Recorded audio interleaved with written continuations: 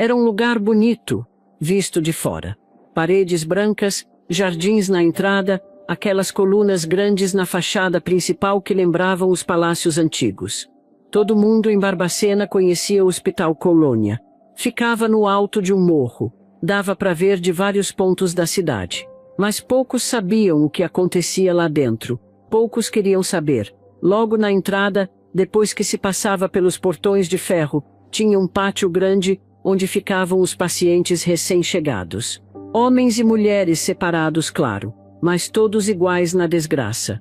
Raspavam a cabeça de todo mundo, tiravam a roupa, davam banho com mangueira, tudo junto, um grupo de 10, 15 pessoas de cada vez. Água fria, sabão que ardia os olhos. No inverno, a água parecia gelo. Vi gente morrer de pneumonia depois desses banhos. Depois do banho, jogavam um camisolão nos homens, um vestido simples nas mulheres, nada por baixo, sem calcinha, sem cueca. Muitos nem isso recebiam, ficavam nus mesmo.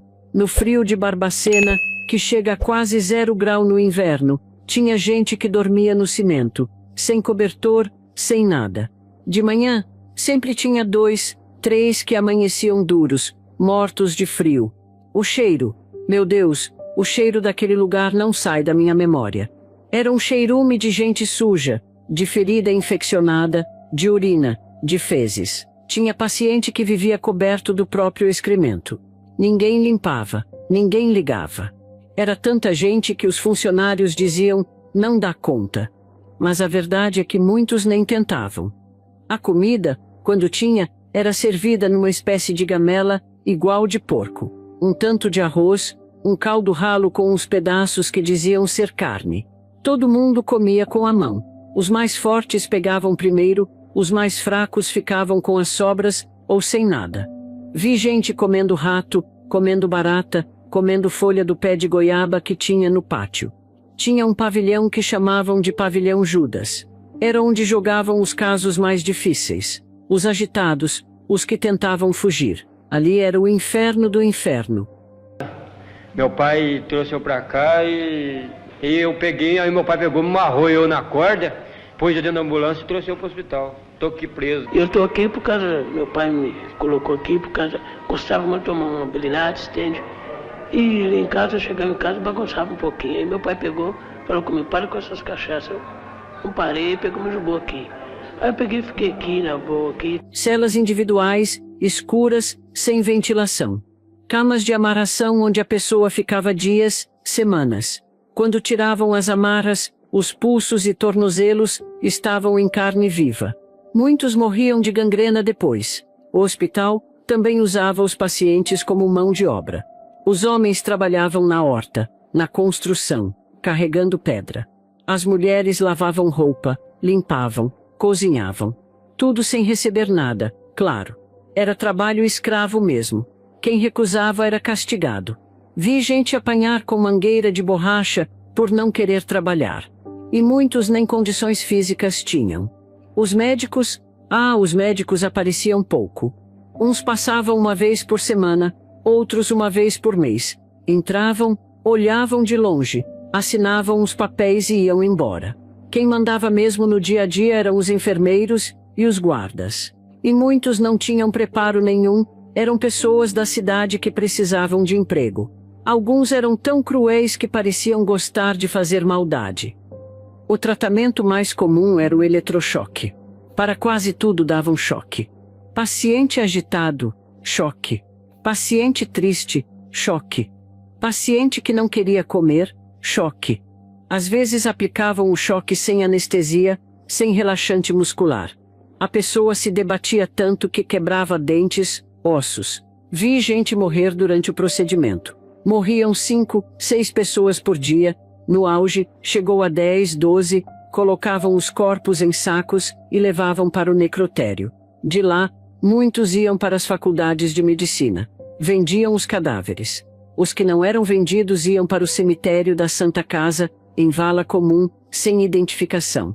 Jogavam cal por cima, e pronto. Uma vida inteira apagada assim, sem rastro, sem nome.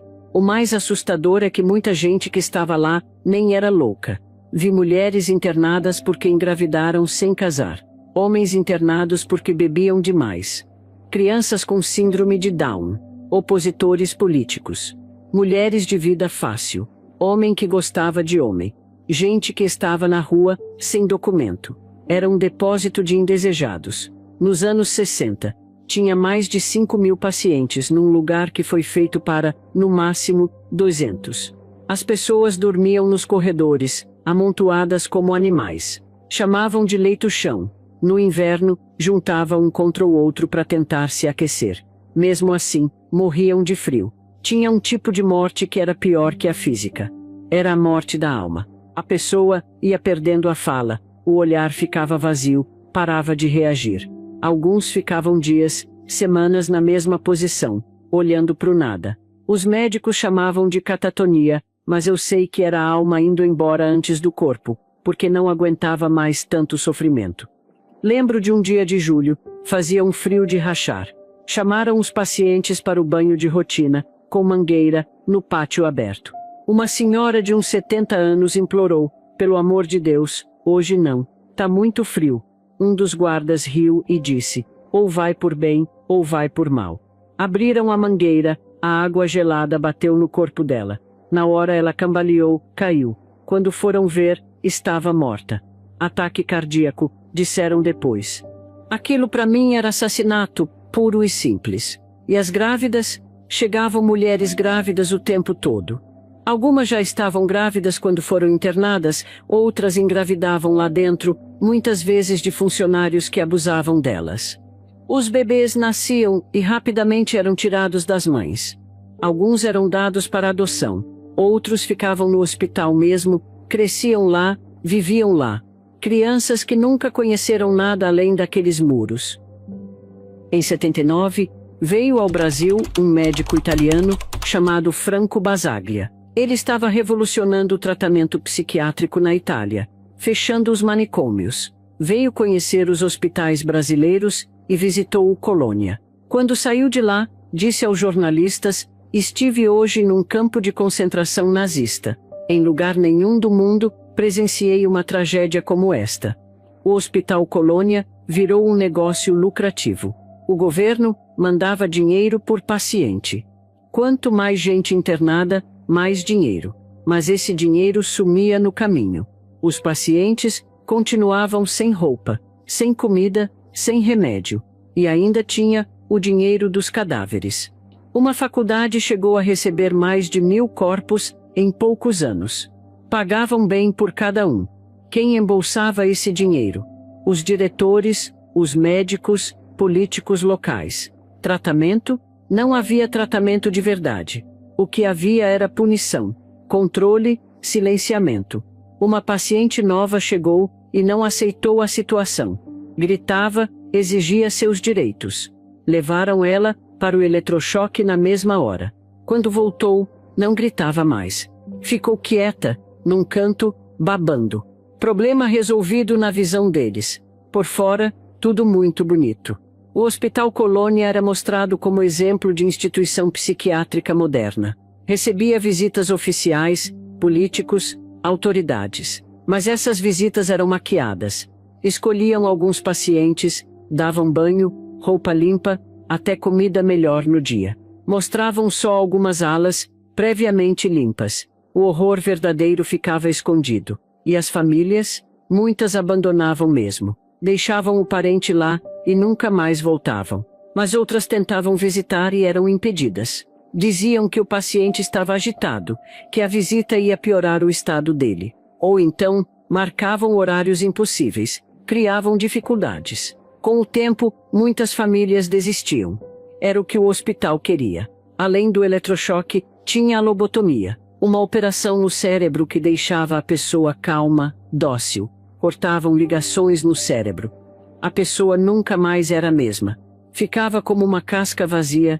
Vi muita gente entrar andando na sala de cirurgia e sair de lá como um vegetal. E essa operação era feita sem consentimento, claro. Contenção era outra prática comum. Amarravam a pessoa na cama, às vezes por dias, sem poder ir ao banheiro, sem água, sem comida. A pessoa ficava deitada nos próprios excrementos. A pele apodrecia, criava feridas. Vi gente com as costas em carne viva de tanto ficar amarrada na cama. Hoje, uma parte do hospital virou o Museu da Loucura. Tem fotos, documentos, objetos da época. É importante que exista, para que ninguém esqueça. Mas quem visita não sente o cheiro, não ouve os gritos, não sente o frio nas noites de inverno. É só uma pequena parte da história. No total, se estima que cerca de 60 mil pessoas morreram no Colônia. 60 mil. É mais que uma cidade inteira. São vidas que foram jogadas fora, tratadas como lixo. E isso aconteceu aqui, no Brasil, não em algum país distante. Aconteceu até pouco tempo atrás, não na Idade Média. Mas talvez você esteja se perguntando, como sei de tudo isso com tantos detalhes? Como posso descrever coisas que aconteciam dentro daqueles muros, nos cantos mais escuros, nos momentos mais terríveis? Sei porque trabalhei lá. Fui enfermeira do Hospital Colônia por 18 anos. Vi tudo isso com meus próprios olhos. Fiz parte desse sistema. E carrego essa culpa comigo, todos os dias. E eu sei por que vivi lá. Fui paciente prisioneira do Colônia por 22 anos. Entrei com 15 anos, saí com quase 40. Perdi minha juventude, minha chance de ter família, tudo. E o motivo? Me recusei a casar com um homem que meu pai escolheu, um homem de 50 anos. Um velho, sabe? Podia ser meu pai. Isso foi o bastante para me declararem louca e me internarem à força. Dá para acreditar numa coisa dessas? Meu Deus do céu, como o mundo era diferente. Uma moça não podia dizer não que já estava doida, precisando de tratamento. O que torna essa história ainda mais dolorosa é que somos irmãs. Eu e a Cida somos irmãs de sangue. O destino nos separou quando éramos jovens, e depois nos colocou no mesmo lugar, em lados opostos de um sistema cruel. Eu como enfermeira, ela como paciente. Por 7 anos, estive sozinha naquele inferno. 7 anos. Minha irmã nem sabia onde eu estava. Nossa família contava mentira. Dizia que eu tinha ido para um colégio interno, depois que fui para outro estado. Tudo lorota para esconder o que tinham feito comigo. Como é que uma família faz isso com a própria filha, me diga? Esconder uma pessoa como se fosse um segredo sujo, uma vergonha. Enquanto isso eu estava lá, jogada naquele lugar, sozinha que nem cachorro sem dono. Quando descobri a verdade, 7 anos depois que internaram minha irmã, tomei uma decisão desesperada. Consegui um emprego no hospital, falsificando documentos, inventando experiência. Meu único objetivo era encontrar a Aparecida e tirar ela de lá. Mas não foi simples que nada. Eu não podia simplesmente sair pela porta, como se fosse visita. E minha irmã, coitada, não podia contar para ninguém que nós era parente, senão mandavam ela embora na mesma hora. Então ela teve que trabalhar lá por anos e anos, fazendo parte daquele sistema horrível, enquanto procuravam um jeito de me tirar de lá. Imagina só o que ela passou. Todo dia fingindo que não me conhecia, vendo as barbaridades que faziam comigo e com os outros, e tendo que ficar calada. É de cortar o coração. Eu me tornei parte daquele sistema. Participei de coisas que me dão pesadelos até hoje. Para manter meu disfarce, para não levantar suspeitas, tive que fazer coisas terríveis, e mesmo assim, só consegui tirar minha irmã de lá em 1980, quando o sistema começou a ruir após as denúncias do Dr. Basaglia. Essa é nossa história. A história de 2 irmãs separadas pela crueldade humana, pela indiferença, pelo estigma da loucura. E também a história de um dos maiores crimes contra a humanidade que já aconteceram no Brasil. Um crime que continuou por décadas às vistas de todos, sem que ninguém fizesse nada. Dá para entender uma coisa dessas? O Brasil inteiro sabia, mas fazia vista grossa. Era mais fácil fingir que não estava vendo, né? Meu Deus do céu, como o ser humano pode ser tão ruim com outro ser humano? Vamos contar tudo, desde o começo. Como era nossa vida antes. Como fui parar de um lado e ela de outro. Como sobrevivemos. Como nos reencontramos. E como, apesar de tudo, Estamos aqui hoje, juntas, para que ninguém esqueça o que aconteceu no Colônia.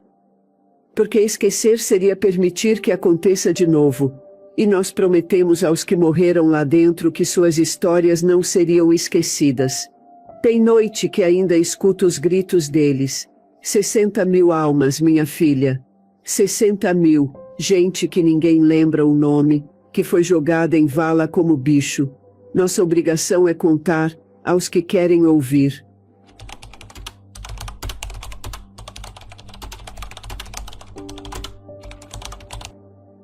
Barbacena sempre foi uma cidade bonita.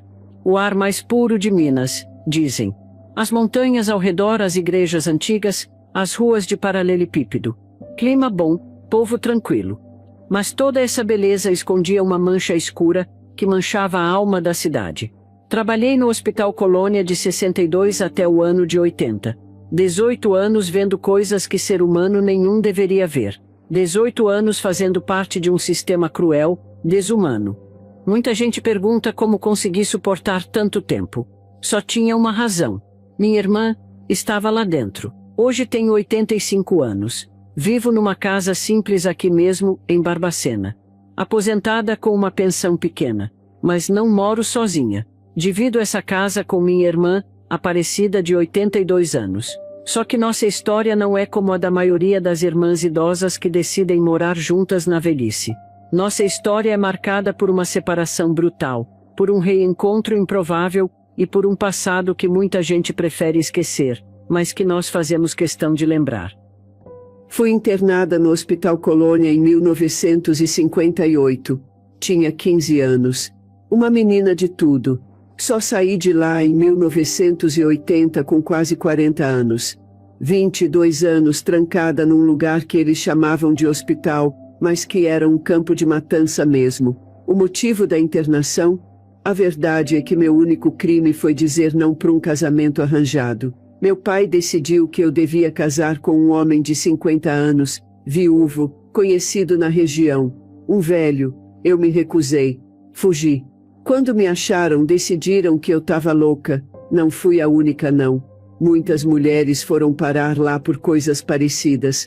Por engravidar sem casar. Por gostar de outro homem que não o escolhido pela família. Por querer estudar em vez de casar. Bastava uma mulher abrir a boca para discordar que já estava doida, precisando de tratamento. Minha irmã, Ernestina, tinha seguido o caminho que todo mundo esperava. Casou cedinho, aos 13 anos, com o filho do patrão da fazenda, onde nosso pai trabalhava. Teve filhos, vivia em outra parte da cidade. Ela não foi considerada louca. Eu fui. É assim que funciona, viu? Quem segue as regras tá são. Quem questiona tá doente da cabeça. Não soube imediatamente que minha irmã tinha sido internada. Meu pai mentiu para todos. Dizia que Aparecida tinha ido estudar longe depois que tinha se casado em outra cidade. Só descobri a verdade 7 anos depois por acaso. Tentei visitar minha irmã. Fui barrada. Só família direta, com autorização do responsável, me disseram. Meu pai se recusou a autorizar. Disse que seria melhor para ela não receber visitas. Mais mentiras. Foi então que tomei uma decisão que mudaria minha vida para sempre. Se não podia entrar como visitante, entraria como funcionária. Falsifiquei documentos, inventei experiência como enfermeira, menti na entrevista. Estava desesperada. Naquela época eu tinha 22 anos, e 2 filhos pequenos. Nos meus primeiros 7 anos no Colônia, não tive contato com ninguém de fora, nenhuma visita, nenhuma carta. O mundo lá fora foi sumindo da minha memória. Comecei a acreditar que talvez eu tivesse mesmo um problema na cabeça, que talvez merecesse estar ali. Os dias eram todos iguais. Acordava com os gritos dos guardas. Os mais fortes conseguiam um lugar na fila do banho, da comida. Os mais fracos ficavam para trás, muitas vezes sem comer nada o dia todo. Aprendi rapidinho que precisava ser forte ou morria logo. Depois de uns anos me botaram para trabalhar na lavanderia. Era trabalho pesado, mas pelo menos não ficava no pátio o dia todo pegando sol e chuva. Lavava roupa de manhã até de noite. Minhas mãos ficavam em carne viva por causa da soda cáustica. mas era melhor que o pátio. Foi na lavanderia que reparei pela primeira vez naquela enfermeira diferente. Não gritava como as outras, não batia na gente. Às vezes, quando ninguém estava olhando, me dava um pedaço de pão a mais, uma fruta escondida. Não sabia naquela época, mas aquela enfermeira era minha irmã. Ela passou anos fingindo que não me conhecia só para poder ficar perto de mim, para me proteger como dava. A Tina era danada, viu? Quando entrei no hospital pela primeira vez como funcionária, o choque foi imenso. Por mais que tivesse ouvido histórias, nada me preparou para a realidade. O cheiro era a primeira coisa que atingia qualquer pessoa. Um cheiro de morte, de doença, de abandono. Me designaram para o pavilhão feminino. Eram centenas de mulheres amontoadas em espaços feitos para algumas dezenas. Muitas no chão, sem colchão, sem nada. O inverno de Barbacena é rigoroso, com temperaturas próximas de zero. Vi mulheres abraçadas umas às outras, tentando se aquecer. A alimentação era miserável.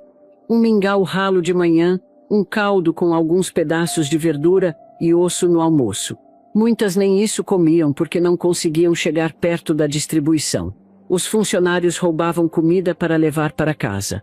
A verba que o governo mandava sumia no caminho. Os outros funcionários me olhavam com desconfiança no começo. Uma novata jovem fazendo perguntas, querendo mudar as coisas. Logo aprendi que precisava me adaptar, parecer uma deles, ou seria mandada embora. E não podia ser mandada embora, não enquanto não encontrasse minha irmã. Passei dias procurando a Cida.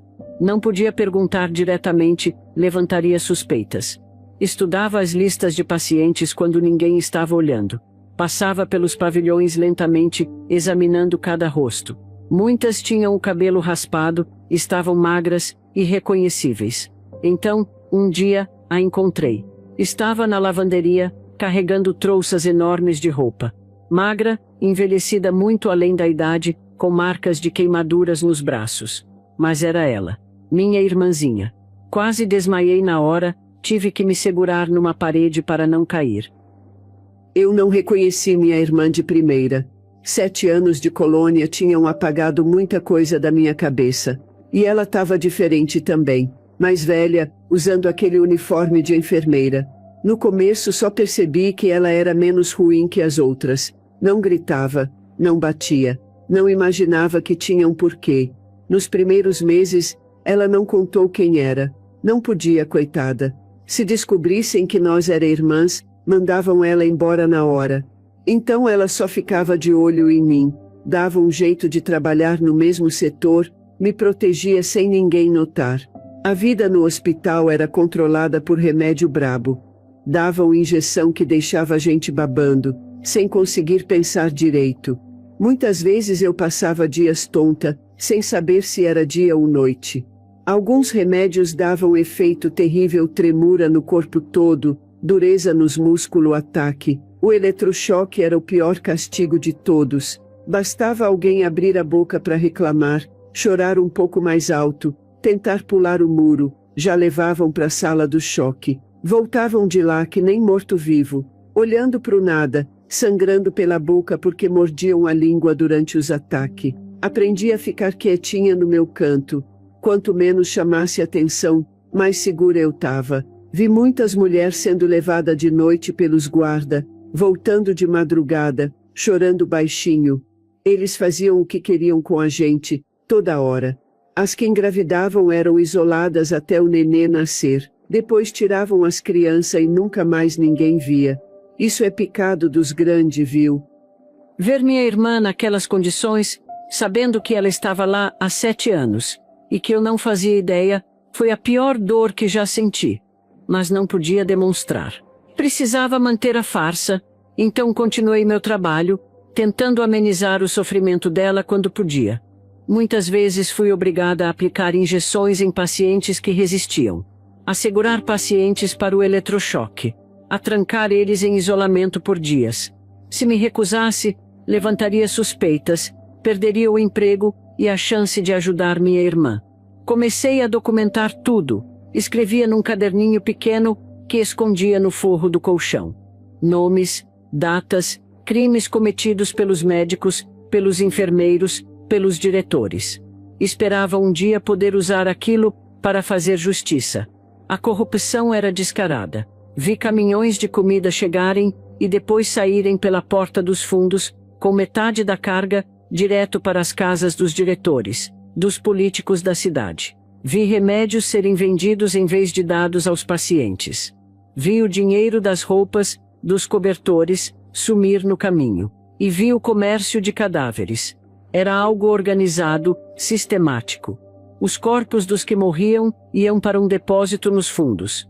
De lá, caminhões das faculdades de medicina levavam os corpos. Pagavam bem.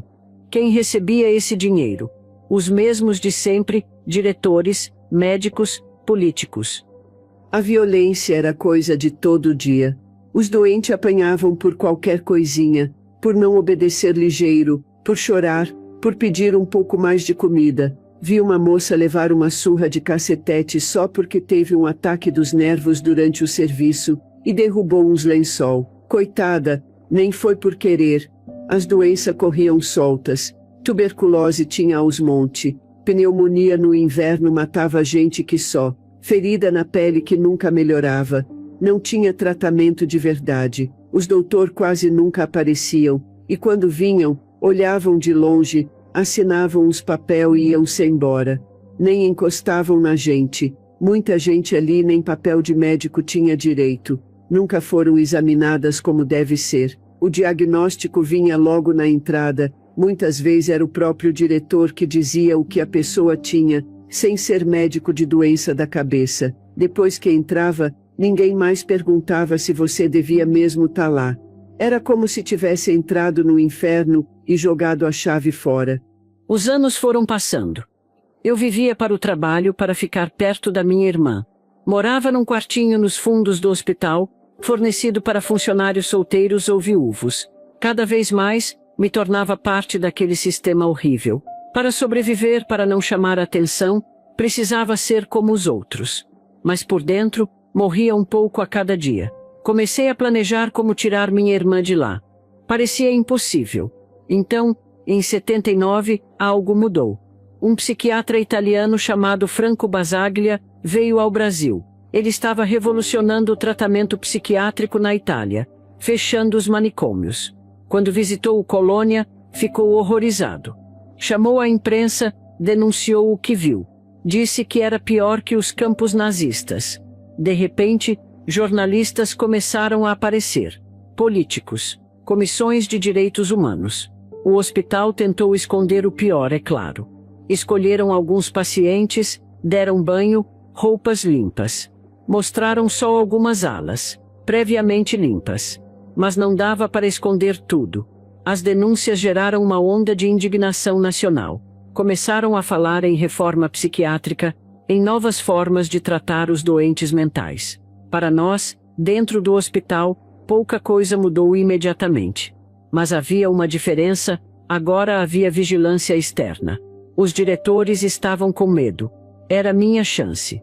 Quando finalmente consegui tirar minha irmã do Colônia, pedi demissão no mesmo dia. Não podia mais fazer parte daquilo. 18 anos, tinha sido suficiente. Aliás, bem mais do que suficiente. Os primeiros meses foram difíceis.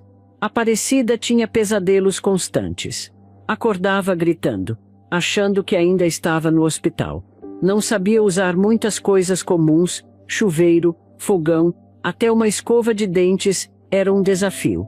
Tive que ensinar tudo de novo, como se ela fosse uma criança. Consegui a ajuda de uma psicóloga que conhecia o horror do Colônia e queria ajudar os sobreviventes. Aos poucos, minha irmã foi voltando. Seu olhar foi ganhando vida. Começou a falar mais, a se lembrar de coisas da infância, a ter opiniões próprias. Ensinei a ela a ler e escrever novamente. Mal conseguia segurar um lápis. Ela tinha esquecido quase tudo. Começamos com livros infantis. Depois, passamos para textos maiores. Ela absorvia tudo como uma esponja, ansiosa para recuperar o tempo perdido. Nossa história é apenas uma entre milhares. A maioria não teve o mesmo final. A maioria morreu lá dentro, sem nome, sem dignidade. 60.000 pessoas. É difícil imaginar o tamanho dessa tragédia. Hoje, as coisas mudaram na psiquiatria brasileira. A Lei da Reforma Psiquiátrica de 2001 mudou a forma como tratamos as pessoas com transtornos mentais. Os manicômios foram fechados ou transformados. Surgiram os CAPs, os tratamentos comunitários, o respeito à dignidade.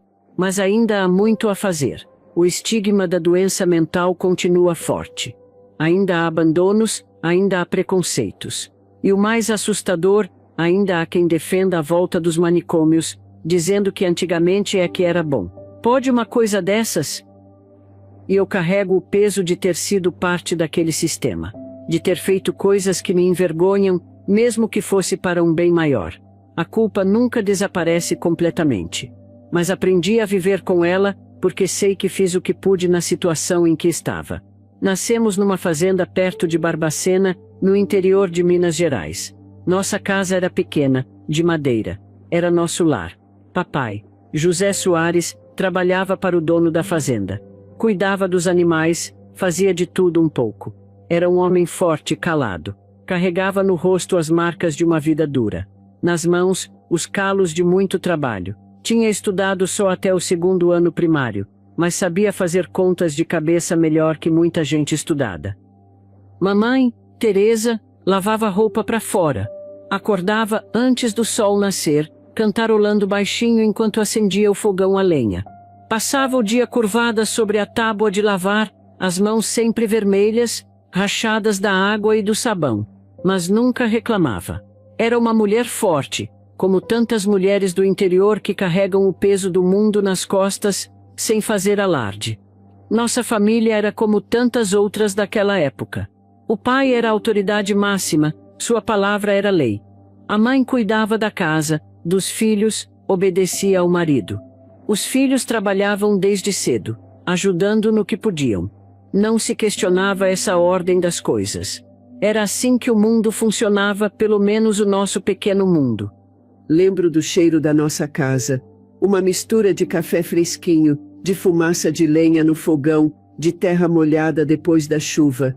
Esse cheiro me acompanhou durante os anos todos no hospital. Nas noites mais difíceis, fechava os olhos e tentava sentir de novo aquele cheiro de casa, da minha infância.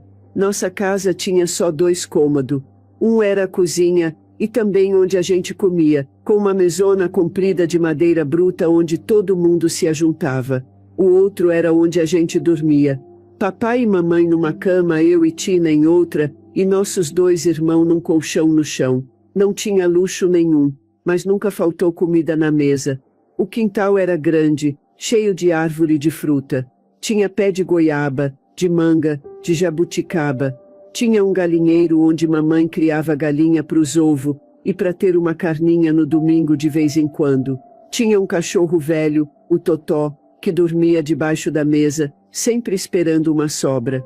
Nossa vida era simples, mas tinha alegria. Brincava de pique, de esconde-esconde, de fazer boneca de pano. Não tinha brinquedo comprado, a gente mesmo fazia os nossos, com o que achava pela fazenda. O tempo passava devagarinho, marcado pelo canto do galo de manhã e pelo pôr do sol de tarde. Eu era mais velha, nasci em 40. Depois veio o João, em 41, mas ele morreu ainda bebê, de uma febre forte. Depois veio a Cida, em 43. Depois o Antônio, em 45. O Joaquim, em 48. E por último, em 50, o Thomas. Ele também não vingou. Morreu com poucos meses. Era comum naquele tempo. As crianças morriam muito, de doenças que hoje se cura fácil, de desnutrição, de falta de atendimento médico. Mamãe chorava por uns dias, depois seguia em frente. A vida não parava para o luto. Estudei até o 4º ano primário, numa escolinha rural. Depois, papai disse que não precisava mais, que mulher não precisava de muito estudo. Aparecida continuou um pouco mais, porque a professora insistiu. Disse que ela era inteligente, que tinha futuro. Isso deixou minha irmã sonhadora, querendo coisas que menina de roça não costumava querer. Sempre cuidei de Aparecida como se fosse minha filha, não só minha irmã. Penteava seu cabelo todas as manhãs, trançando com fitas coloridas que mamãe guardava num potinho. Ensinava as lições, contava histórias antes de dormir. Ela era diferente de mim, sempre perguntando coisas, sempre questionando como as coisas funcionavam. Tina era minha protetora. Quando papai ficava bravo, era ela que se botava na frente para me defender. Quando as crianças implicavam comigo na escola, era ela que ia lá e resolvia. Sempre senti que ela largou mão de muita coisa para cuidar de mim.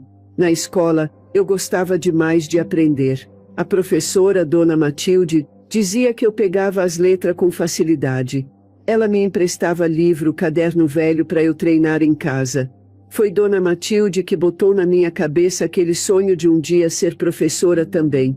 Lia na luz de lamparina, depois que todo mundo ia dormir. Papai não gostava, reclamava que eu ia estragar a vista, que estava gastando querosene à toa. Mas mamãe fechava os olhos, me deixava ler mais um pouquinho. Acho que ela queria para mim as coisas que nunca teve chance de conseguir. Em casa papai era quem mandava. Era ele que decidia tudo o que ia plantar, o que ia comer, quando ia na cidade. Mamãe só balançava a cabeça e dizia sim, senhor. Naquela época, no interior de Minas, era desse jeito mesmo. O homem era o chefe da casa, a palavra dele era lei. Abrir a boca para discordar era desrespeito. Crescemos nesse mundo de regras rígidas, de papéis bem definidos. Meninas ajudavam em casa, aprendiam a cozinhar, a lavar, a cuidar de crianças. Meninos trabalhavam na roça, aprendiam ofícios. Todos sabiam seu lugar e raramente questionavam. A vida era dura, mas tinha seu ritmo, suas alegrias. Aos domingos, íamos à igreja na vila mais próxima. Era um evento, todas as famílias da região se encontravam. As mulheres de vestido limpo, os homens de camisa abotoada até o pescoço. Depois da missa, ficávamos na praça, conversando, as crianças brincando. Havia festas também. A festa de São João era mais animada. Fogueira, comida típica, música de sanfona e viola. Os casamentos eram celebrados por dias, com toda a comunidade ajudando. Um vizinho matava um porco, outro trazia mandioca, outro cachaça. Era uma fartura que só se via nessas ocasiões especiais. Os anos foram passando. Eu cresci, virei moça. Cida também. Eu seguia o caminho esperado. Aprendi a ser boa dona de casa, ajudava a mamãe em tudo, me preparava para o inevitável casamento. Já minha irmã sonhava com outros caminhos. Queria estudar mais, ir para a cidade, ser professora.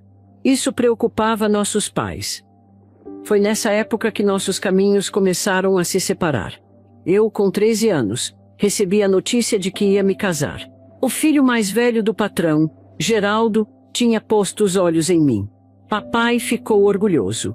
Era uma chance de subir na vida, de garantir um futuro melhor. Não me perguntaram se eu queria casar. Naquela época, no nosso meio, casamento não era questão de querer. Era arranjo entre famílias, decisão dos pais. Geraldo tinha 20 anos, eu 13. Mal o conhecia, só o tinha visto nas visitas que ele fazia à fazenda com o pai. O casamento foi simples. Depois da cerimônia, fui morar na casa da família dele, em outro lado de Barbacena. Era uma casa melhor que a nossa, com luz elétrica, com água encanada. A família tinha uma venda na cidade, eram considerados de classe média. Geraldo não era um homem mau. Não me batia, não bebia além da conta. Mas era um homem do seu tempo. Esperava que eu fosse submissa, que cuidasse da casa, que lhe desse filhos. Logo engravidei. Com 14 anos, tive meu primeiro filho, o José. Com 16, o segundo, o Paulo. A maternidade tão cedo foi difícil. Meu corpo mal tinha terminado de se formar e já sustentava outra vida. O parto foi longo, doloroso. Não havia hospital perto, só uma parteira da região.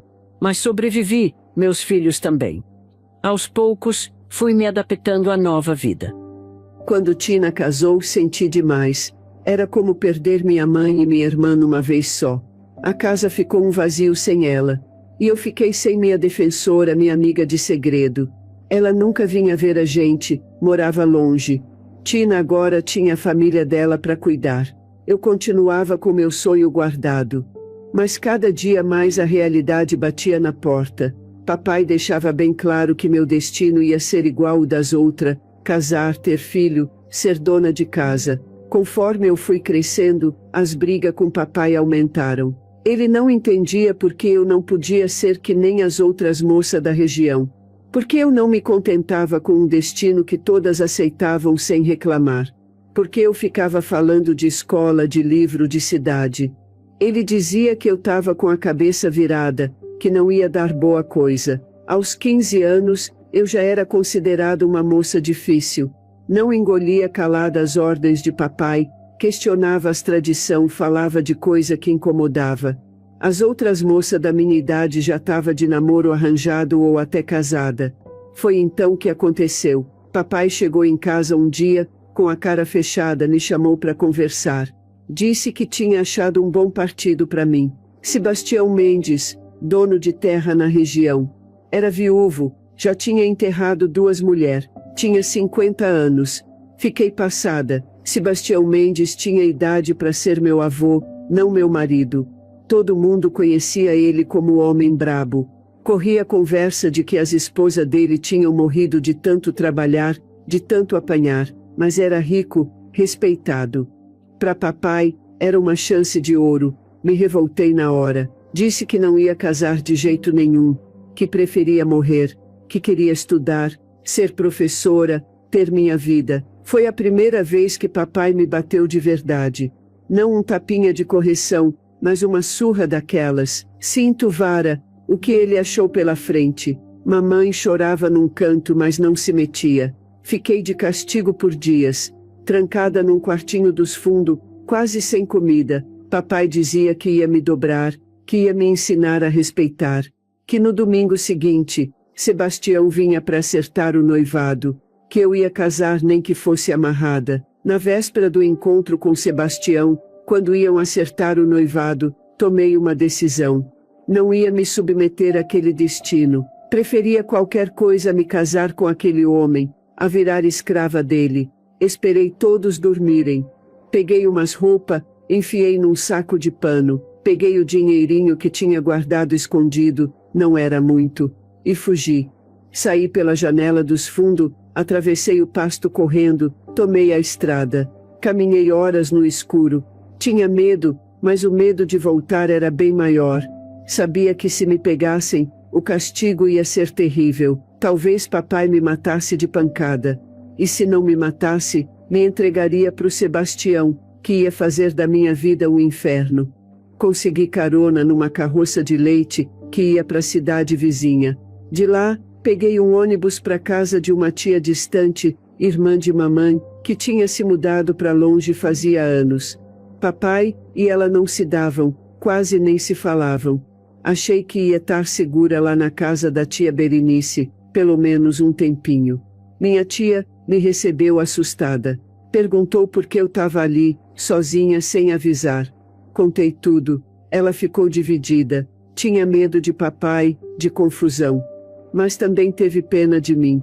Deixou eu ficar pelo menos até decidir o que fazer. A notícia da fuga de Aparecida chegou como um choque. Um conhecido veio contar. Disse que papai estava louco de raiva, que tinha reunido homens para procurar por ela, que jurava que ia trazer de volta nem que fosse morta.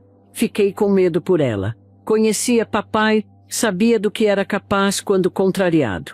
O pior é que ela tinha desmoralizado a família na frente de Sebastião Mendes, um homem poderoso na região. Era uma afronta dupla, ao pai e ao pretendente. Geraldo me proibiu de me meter. Disse que era assunto da família dela, que agora eu tinha outra família para me preocupar. Que se Aparecida tinha fugido, devia ter seus motivos, mas que ia acabar voltando, com o rabo entre as pernas. Por dias, não tive notícias. Rezava para que ela estivesse bem, para que não a encontrassem antes que a poeira baixasse.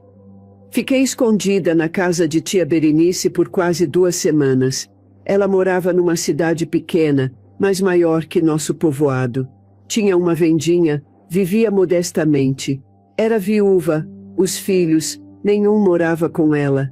Me aceitou mais por pena que por afeto. Comecei a me acostumar com a ideia de recomeçar ali. Talvez pudesse trabalhar na venda dela, estudar de noite, realizar meu sonho de terminar os estudos. Mas sabia que era questão de tempo até me acharem. O Brasil era grande, mas o mundinho de gente simples como nós era pequeno demais. Aconteceu o que eu temia. Alguém me viu, contou para um que contou para outro. A notícia chegou até papai. Num domingo de tarde, ele apareceu na porta da tia com mais 2 homens.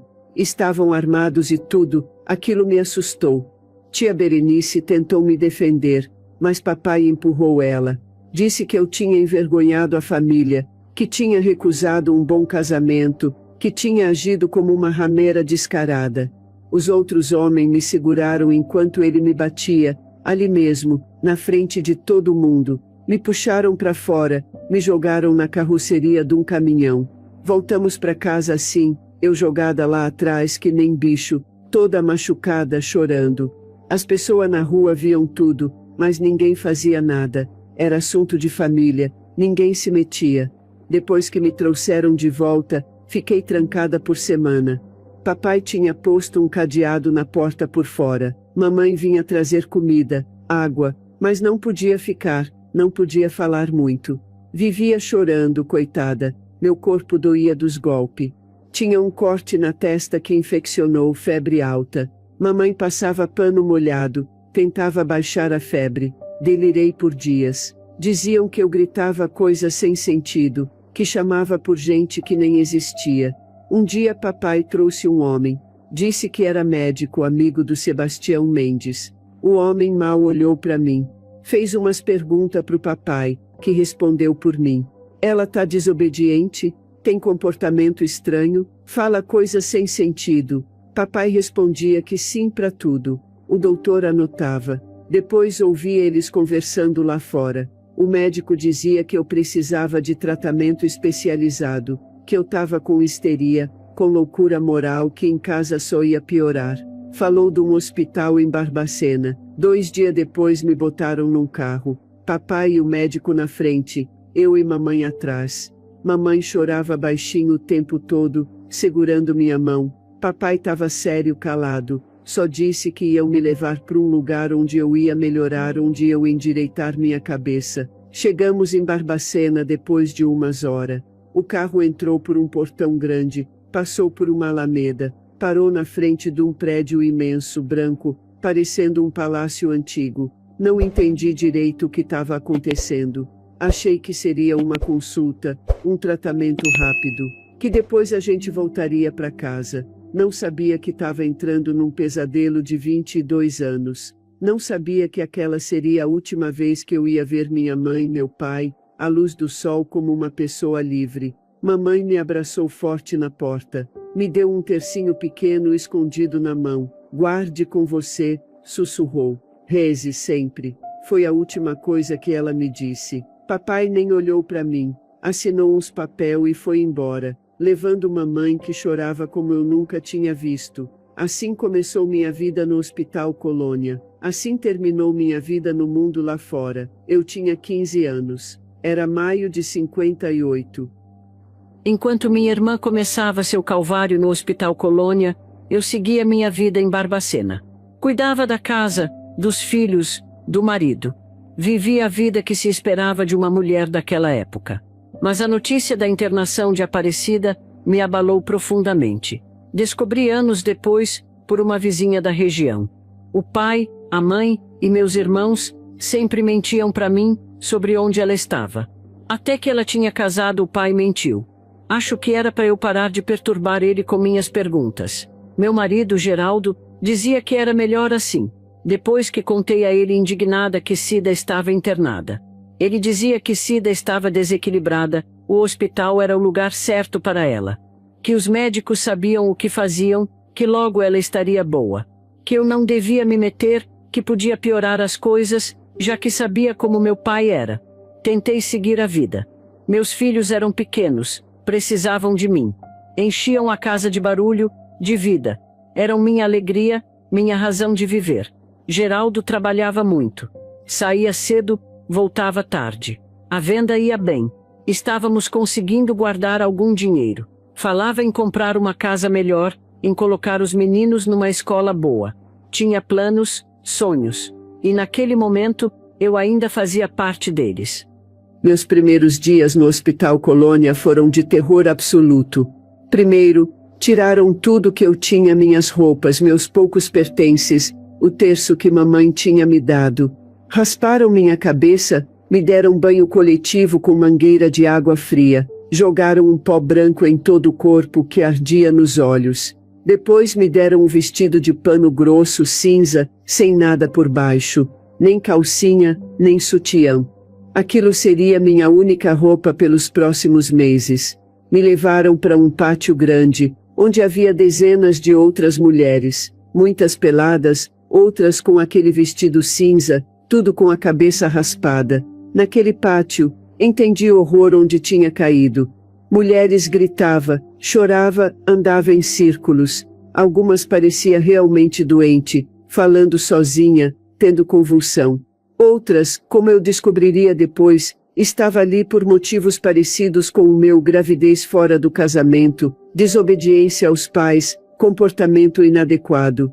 Na primeira noite, dormi no chão duro, sem colchão, sem cobertor. Era maio, e o inverno estava chegando em Barbacena. O frio entrava nos ossos. Acordei um montão de vez, tremendo que nem vara verde. Ao meu redor as mulheres gemia, chorava baixinho, chamava pelas mães. De manhã, acordaram a gente aos gritos. Os guarda, com pedaço de mangueira na mão, passava batendo em quem não levantava rapidinho. Levaram a gente pro banho coletivo de novo, depois pro café da manhã, um mingau ralinho, servido numa gamela sem colher. A gente tinha que comer com a mão que nem bicho. Nos primeiros dias chorei demais. Chamava minha mãe, minha irmã, até meu pai. Implorava para me tirar daquele lugar. Uma enfermeira me bateu com a mangueira de borracha e falou: "Cala a boca, maluca. Aqui não tem família. Aqui você não é ninguém." Foi assim que aprendi a primeira regra do Colônia: não reclamar, não chorar, não chamar atenção. Quem chamava atenção recebia castigo, porrada, isolamento, ou pior, eletrochoque. Vi muitas serem levadas para a sala de tratamento por menos que isso. Voltavam irreconhecíveis. Depois de uma semana no pátio, me mudaram para um dos pavilhões. Era um galpão enorme, com um monte de cama de ferro, mas não tinha cama para todo mundo. Muita gente dormia no chão mesmo, no que chamavam de leito-chão. As mais fortes ou as mais antigas tinha cama. As recém-chegada, o chão. No pavilhão, conheci outras mulheres. Histórias parecidas com a minha. Maria, que tinha engravidado do namorado e a família internou para esconder a vergonha. Josefa, que bebia demais depois que o marido morreu. Sebastiana, que tinha epilepsia e a família não sabia como lidar. E muitas, muitas outras. Também tinha as que parecia doente de verdade. Que falava sozinha, que tinha visão, que gritava sem motivo. Mas nem essas mereciam o tratamento que recebiam. Eram tratadas que nem bicho ou pior. Bicho de estimação pelo menos recebe carinho. Aprendi a sobreviver, a ser invisível, a não chamar atenção, a conseguir um lugar na fila da comida antes que acabasse, a encontrar um canto menos frio para dormir, a fazer amizade com outras pacientes protegendo umas às outras. Com o tempo a gente perdeu a noção dos dias, dos meses.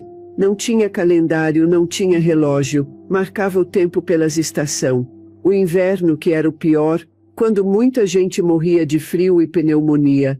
O verão, quando o calor nos pavilhão de zinco era insuportável, e o cheiro de corpo suado, de ferida, de bosta, ficava mais forte ainda. Após saber da internação de Aparecida, tentei visitar o Hospital Colônia. Fui barrada logo na entrada. Só familiares diretos, com autorização do responsável, me disseram. Expliquei que era irmã, mas não adiantou.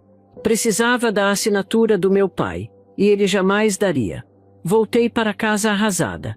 Contei para Geraldo, que ficou irritado. Disse que eu estava me metendo em confusão, que se papai tinha decidido internar Aparecida, devia ter seus motivos, que o assunto não era mais meu, que agora minha família era ele e os meninos. Naquela noite não consegui dormir. Ficava pensando na minha irmãzinha, sozinha num lugar estranho, assustada. Eu sabia que ela não era louca. Teimosa, rebelde, talvez, mas não louca. Tinha sido apenas uma punição pelo que papai considerava uma humilhação. Recusar o casamento, fugir de casa. Os dias viraram semanas, as semanas viraram meses. A vida seguia. Geraldo e eu decidimos comprar uma casa própria, em outro bairro de Barbacena. Os meninos cresciam, estudavam. José já estava no 2º ano primário, Paulo no 1º. A vida parecia normal. Mas havia sempre aquela sombra, aquela ferida aberta, minha irmã, trancada no Colônia. Tentei escrever cartas para Aparecida. Mandei várias, nunca obtive resposta. Não sabia se chegavam a ela, se alguém as lia, se eram jogadas fora. Era como se ela tivesse desaparecido do mundo. Como se aqueles portões tivessem engolido ela. O tempo foi passando. Os meninos cresciam. A vida seguia. Geraldo trabalhava cada vez mais, expandindo os negócios. Comprou outra venda em outro bairro. Estava quase nunca em casa. Comecei a desconfiar que tinha outra mulher. Ouvia rumores, indiretas dos mais chegados. Fui perdendo o contato com minha família original. Papai deixou claro que eu não era bem-vinda. Mamãe me encontrava escondido às vezes, mas estava sempre nervosa, com medo que papai descobrisse. Sobre Cida, pouco falava. Dizia apenas que estava em tratamento, que um dia voltaria. 5 anos depois da internação de Aparecida, mamãe ficou doente. Um câncer que avançou rápido. Em poucos meses, estava de cama. Fui ver ela escondida, quando papai estava na roça. Estava magra, amarela, quase irreconhecível. Me pediu para prometer que cuidaria de Cida quando ela não estivesse mais aqui. Que não a abandonaria no hospital. Que faria de tudo para tirar ela de lá. Coisa que ela não teve coragem de fazer. Prometi, claro. Mas não fazia ideia de como cumpriria essa promessa. Mamãe morreu em dezembro. Morreu se sentindo culpada. Mas ela era uma coitada. Se a minha geração era assim, a geração dela era ainda pior. Mulheres submissas, de mãos totalmente atadas. O enterro foi simples, poucos presentes. Papai parecia uma casca vazia. Em poucos meses, vendeu a terra, se mudou para a casa de um irmão, em outra cidade. Perdemos contato. Tempos depois eu soube depois que morreu, de um ataque do coração. Nessa época meus irmãos já estavam casados e morando bem longe. Com a morte dos pais, perdi o pouco contato que tinha com notícias da Cida. Não sabia como ela estava, se estava viva, se tinha melhorado, piorado. Era como se tivesse desaparecido no ar. O Hospital Colônia era uma fortaleza impenetrável para quem estava de fora. Nos meus primeiros anos no Colônia, mantive a esperança. Ficava esperando visita, esperando carta. Esperava que alguém percebesse o engano que me tirasse daquele inferno. Perguntava para as enfermeiras se tinha notícia da minha família. Elas davam risada. Falavam que ninguém lembrava mais de mim, que eu estava esquecida. Lá na lavanderia, eu conheci a Helena, uma senhora que estava lá há mais de 10 anos. Foi ela que me ensinou as regras do hospital, as coisas que não estavam escritas em lugar nenhum. Ela me mostrou como sobreviver, como arrumar comida escondido, como fugir dos guardas que abusavam das pacientes. Ela me ensinou a me manter viva, no corpo e na cabeça. Helena me contou sua história. Tinha sido professora. Teve um colapso nervoso depois que seu filho morreu afogado. O marido a internou e nunca mais voltou. Ela tinha uma lucidez impressionante. Me emprestava uns pedaços de jornal velho que ela conseguia esconder. Foi ela que me ajudou a não pirar de vez. Mas minha querida amiga Helena morreu. Pneumonia no inverno rigoroso daquele ano. Morreu nos meus braços, na lavanderia mesmo. Tiraram o corpo dela como se fosse lixo. Joguei uma água no chão e continuamos o trabalho, como se nada tivesse acontecido. Era assim no Colônia. A morte era tão comum que virou coisa banal. Nesse mesmo ano eu ouvi uns boatos que minha mãe tinha morrido. As notícias chegavam de vez em quando, trazida por funcionário, por outras pacientes. A gente nunca sabia se era verdade. Chorei escondido por dia e dia. Um tempo depois, ouvi dizer que meu pai também tinha ido dessa para melhor. De novo, não tinha como saber se era verdade. Mas alguma coisa dentro de mim dizia que era. Com a tal morte dos meus pais, eu perdi a última esperança de sair daquele lugar. Quem ia me tirar de lá agora? Nem sabia se minha irmã ou meus irmãos se lembrava de mim, se ainda tentava me achar. Resolvi que aquele ia ser meu destino.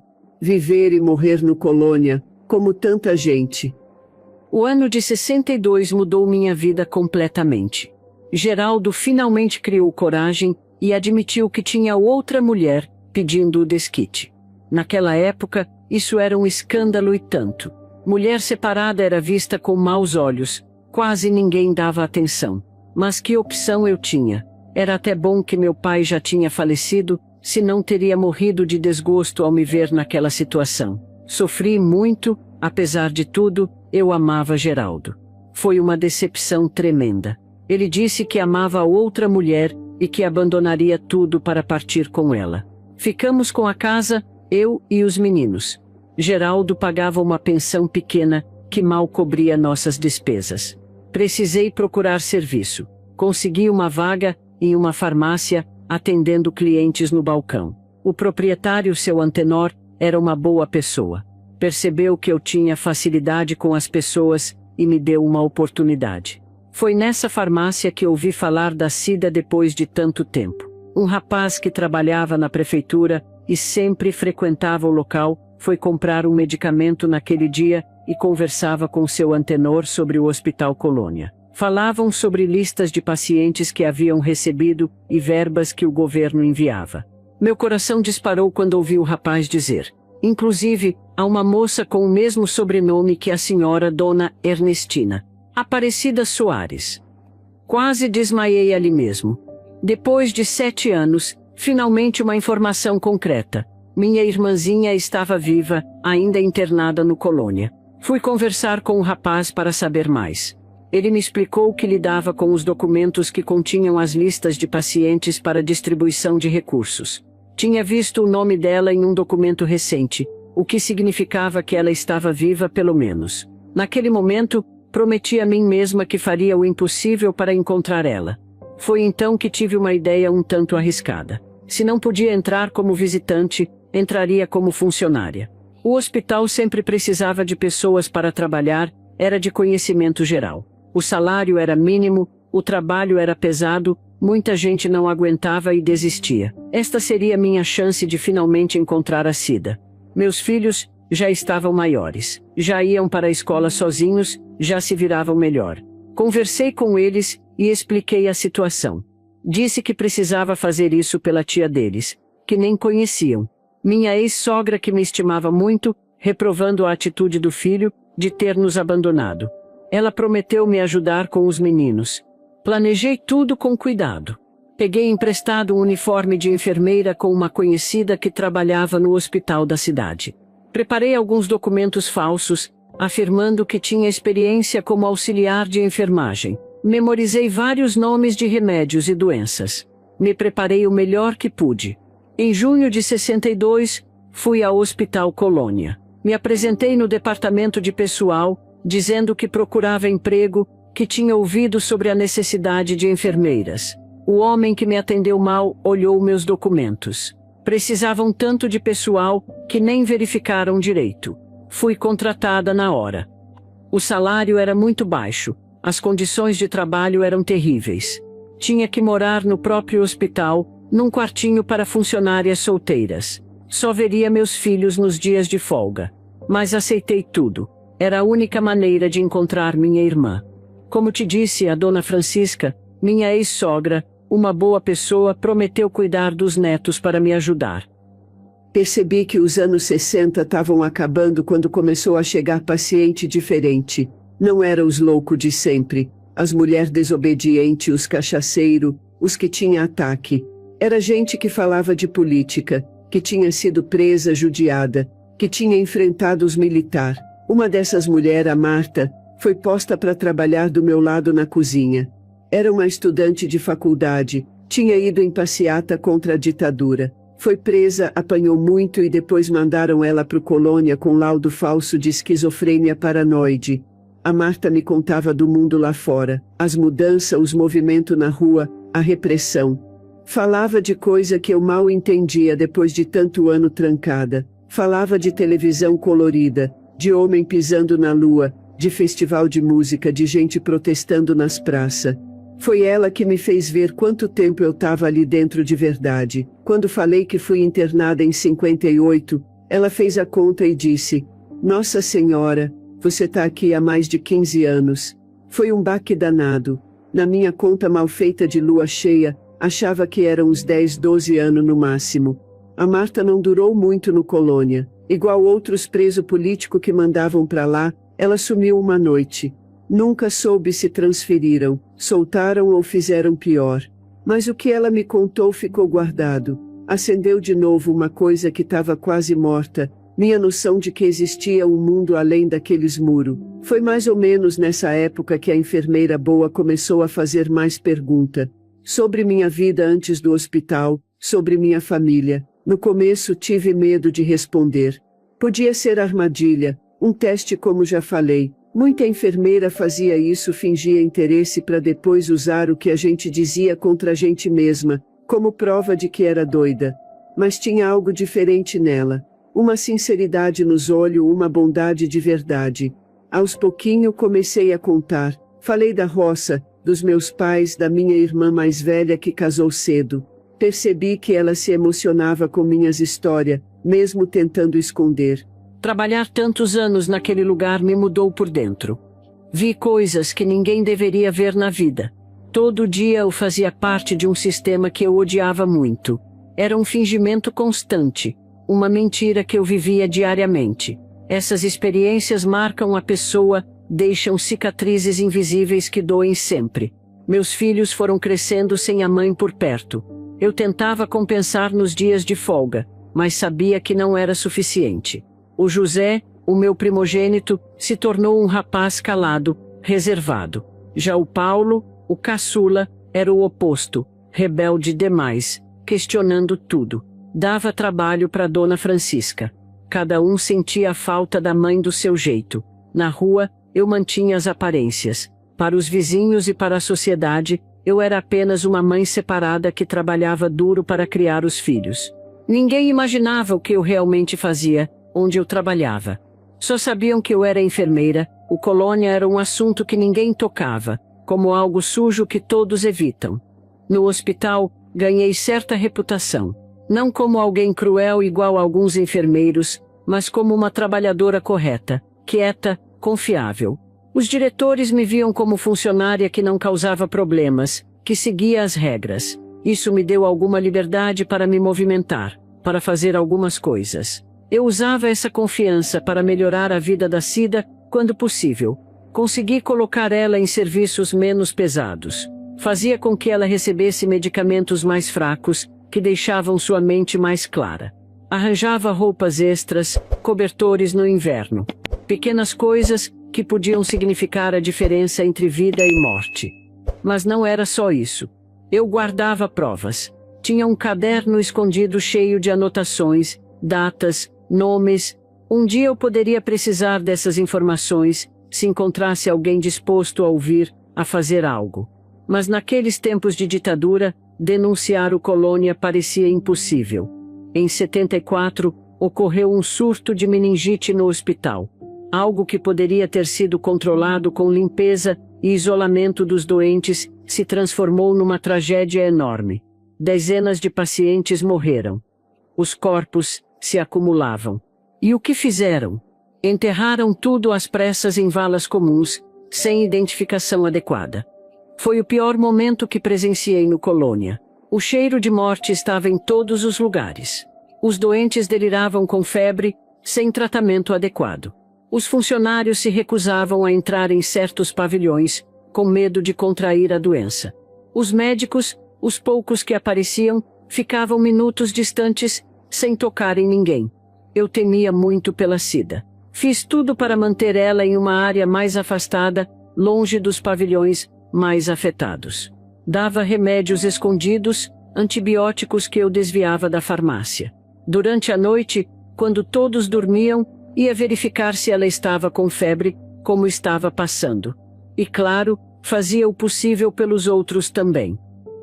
Na década de 70, eu já era uma veterana daquele lugar. Tinha aguentado mais de 15 anos lá dentro. Vi muita gente chegar, sofrer e morrer. Vi diretor vir e ir. Vi política mudar por fora enquanto por dentro continuava a mesma maldade de sempre. Meu corpo estava todo marcado. Com 30 anos, eu parecia ter 50. Cabelo já branco, dente faltando, cicatriz por todo canto. Minhas mãos estavam deformadas de tanto lidar com água quente e química. As costas entortadas de carregar peso, de dormir no cimento duro. Minha cabeça também sofreu. Tinha hora que eu ficava confusa, esquecia as coisas. Era por causa dos remédios que davam pra gente, das pancadas que levei na cabeça, da fome que nunca passava direito. Mas ainda tinha momento que a mente clareava, que eu lembrava bem quem eu era, o que tinham feito comigo. Sabe, até hoje, sou esquecida. Tudo isso que estou contando aqui pra você, não é tudo. Sei que muita coisa aconteceu comigo lá, e eu simplesmente não lembro. Uma vez veio uma turma fazer inspeção no hospital. Gente importante, tudo de terno, visitando os pavilhão. Antes deles chegar, fizeram uma limpeza danada. Deram roupa limpa para alguns doentes, os escolhido a dedo. Lavaram os corredor, esconderam os casos mais feio. A enfermeira boa estava nervosa nesse dia. Vi quando ela tentou falar com um homem de terno, mostrar um papel. Um guarda puxou ela para o lado. Depois da visita, chamaram ela na sala do diretor. Voltou branca que nem papel, tremendo. Pensei que iam mandar ela embora, mas não mandaram. Aquela visita não mudou nada, igual às outras antes.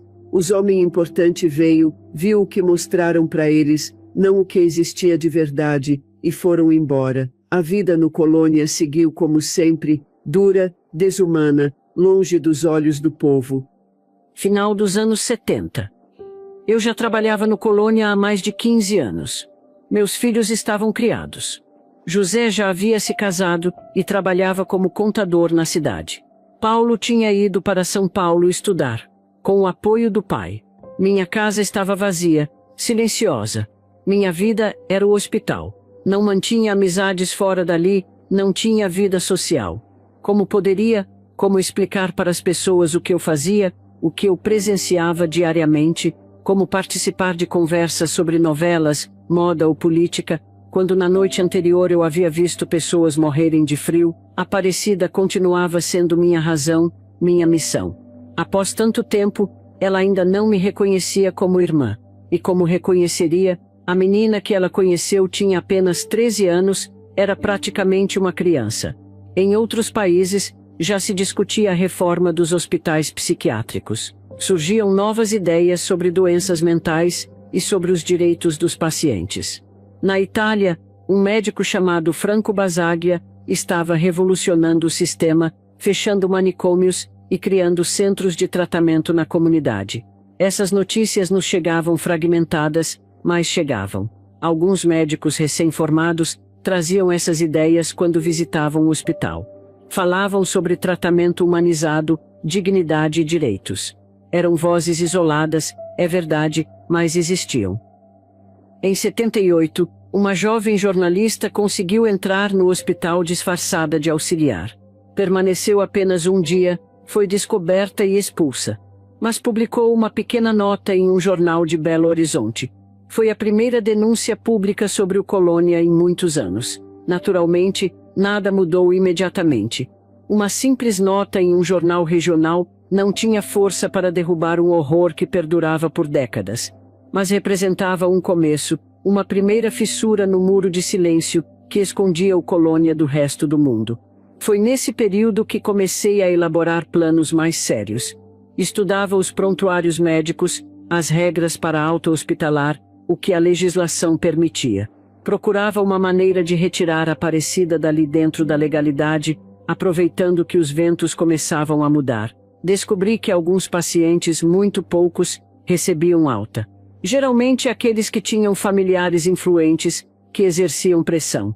ou os que não eram mais considerados perigosos ou incômodos, casos em que o diagnóstico original tinha sido claramente equivocado ou fabricado por conveniência.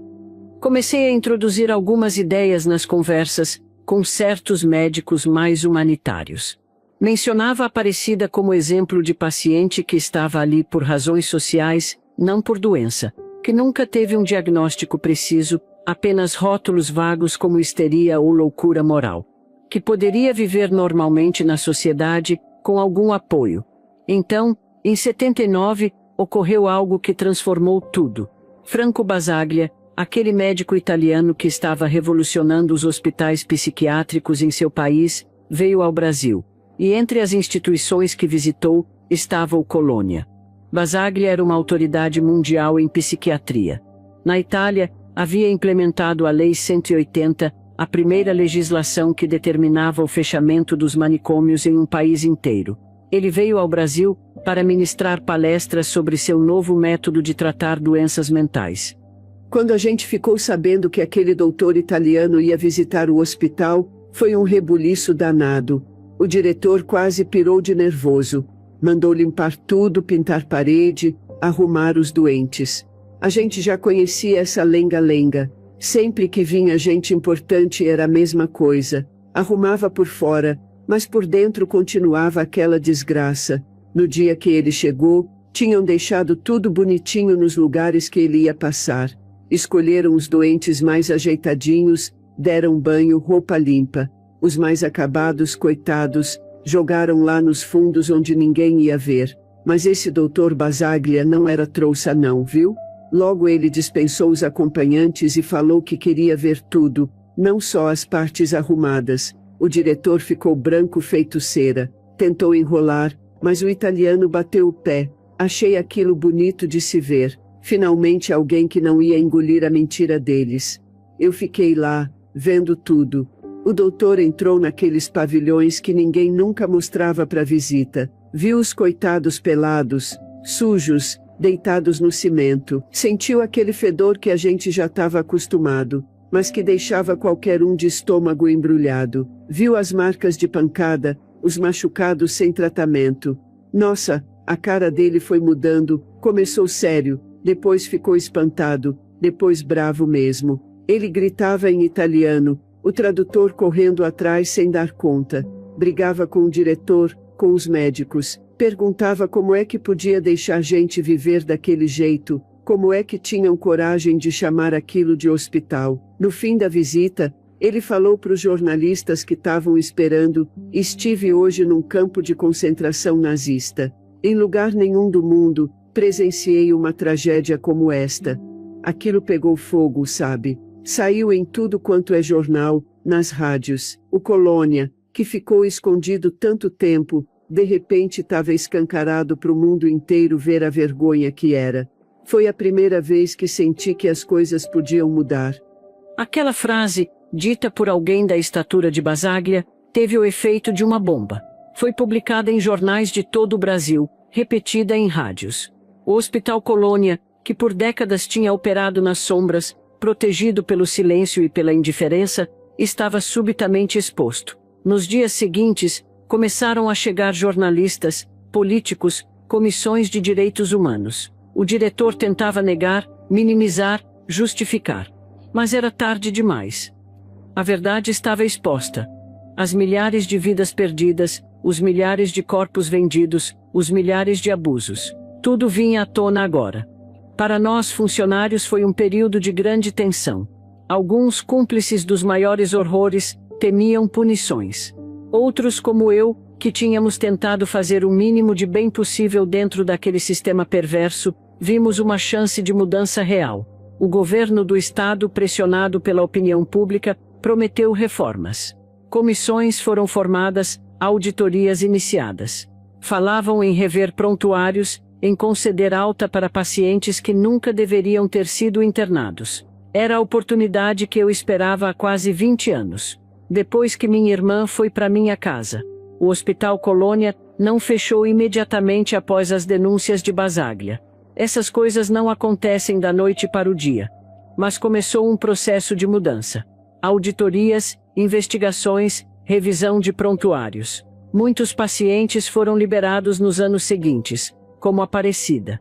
Pessoas que nunca deveriam ter sido internadas, que não tinham diagnóstico real, apenas não se encaixavam nos papéis sociais esperados. Outros, que realmente precisavam de cuidados psiquiátricos, começaram a receber tratamento mais humano. Novos médicos chegaram, com ideias mais modernas. A contenção física foi reduzida, os eletrochoques praticamente eliminados como forma de punição. Em 87, parte do antigo hospital foi transformada no Museu da Loucura. Um espaço para preservar a memória do que aconteceu ali, para que nunca mais se repetisse. Tem fotos, documentos, objetos da época. Instrumentos de contenção, máquinas de eletrochoque, uniformes. Talvez, se você não conhece, possa olhar com outros olhos agora que nos ouviu. É importante que exista aquele museu. Importante que as pessoas saibam o que aconteceu. Mas é difícil visitar. Cada peça daquele museu me traz memórias dolorosas. Cada foto me lembra de rostos que conheci, de pessoas que sofreram e morreram sem que ninguém soubesse seus nomes. Hoje, tenho 82 anos. Vivo com minha irmã, Ernestina, de 85, nesta casa simples em Barbacena. Meu sobrinho, já com cabelo tão branco quanto os nossos, vem nos visitar de vez em quando. Tenho sobrinho neto, sobrinho bisneto, algum já adulto. Nunca me casei, nunca tive filho próprio. Eu queria, gosto de criança. Mas não confio nos homens. Eu nunca fui visitar o Museu da Loucura, fica aqui pertinho. Mas eu não quero, não vou nem que me paguem ouro. Se você me perguntasse, uns anos atrás, se perdoei quem me colocou no Colônia, não sabia responder. Meu pai, que me internou por rebeldia. O doutor, que assinou um diagnóstico falso. A sociedade, que permitiu que lugar como aquele existisse. Hoje, com 82 anos, depois de muito pensar, posso dizer que sim. Não porque o que eles fez foi justificável. Não foi. Foi cruel, foi injusto, foi desumano. Mas porque o perdão não é para eles, é para mim. É um jeito de me libertar, de não deixar que o ódio consuma os anos que me resta. Eu e a Tina, sempre vamos na igreja. É bom. Deus preencheu o vazio que eu sentia. Escreve nos comentários o seguinte, para eu saber se você teve paciência de ouvir nosso relato até o final. Canal Reflexões dos Avós. Olho para minha irmã, agora de cabelo branco, mão enrugada, ainda cuidando de mim como quando era criança. Penso no sacrifício imenso que fez por mim, nos 18 anos que passou naquele inferno, fingindo ser alguém que não era, fazendo coisa que ela detestava, tudo para me encontrar, para me salvar. Se tem amor maior que esse, não conheço. Um amor que atravessou década, que enfrentou um sistema inteiro, que nunca desistiu mesmo quando tudo parecia impossível. Um amor que me resgatou, não só do Colônia, mas que me devolveu a humanidade, a dignidade, a mim mesma.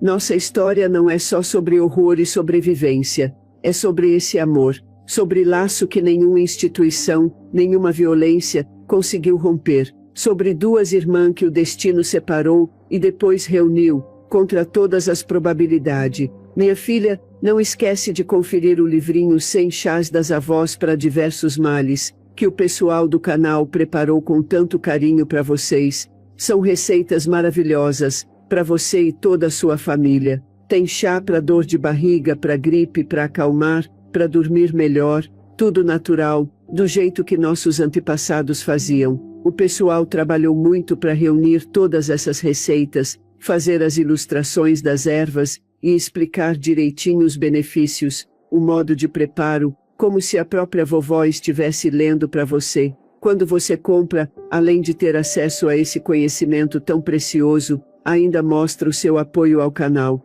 Caso queira conhecer, basta clicar no primeiro link fixado, logo aí no primeiro comentário. Que Deus abençoe você e sua família.